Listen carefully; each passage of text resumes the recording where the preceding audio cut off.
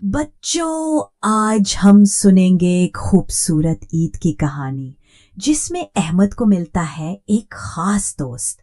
आइए चलते हैं कहानी की तरफ। कहानी अहमद की कुर्बानी का बकरा। ईद उल अजहा के एक दिन पहले की बात है। सुबह की रोशनी फैल चुकी थी।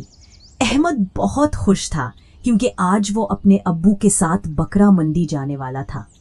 अहमद, वाह, बकरा लेने जाना है। मैं सबसे प्यारा और ताकतवर बकरा लूंगा।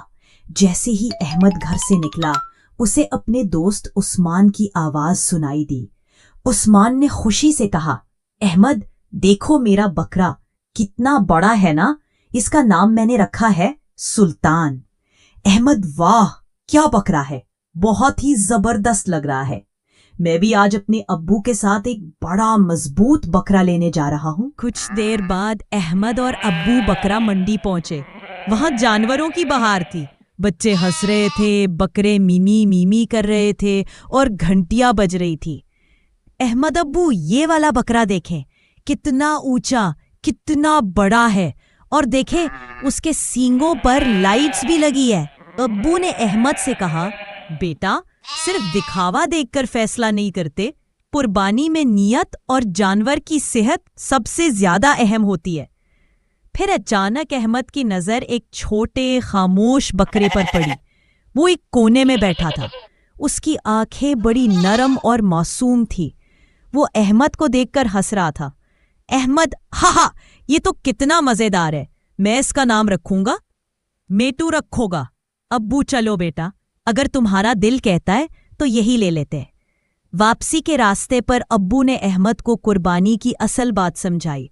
अब्बू ने अहमद को बताया, कुर्बानी हजरत इब्राहीम अलैहिस्सलाम की याद है, जिन्होंने अल्लाह के हुक्म पर सब कुछ कुर्बान करने का जज्बा दिखाया।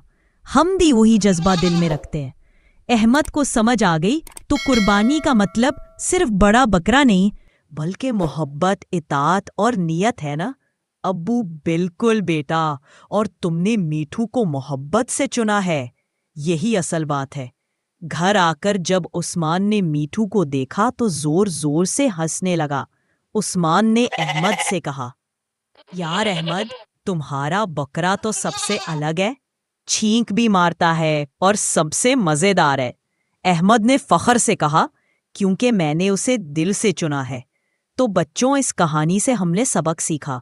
बच्चों, कुर्बानी सिर्फ जानवर काटने का नाम नहीं, बल्कि नियत, फरमान बरदारी और मोहब्बत का नाम है।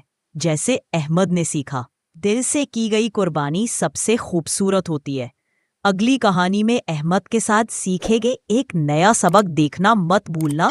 मिलते हैं अगली कहानी में। खुदा हाफिज।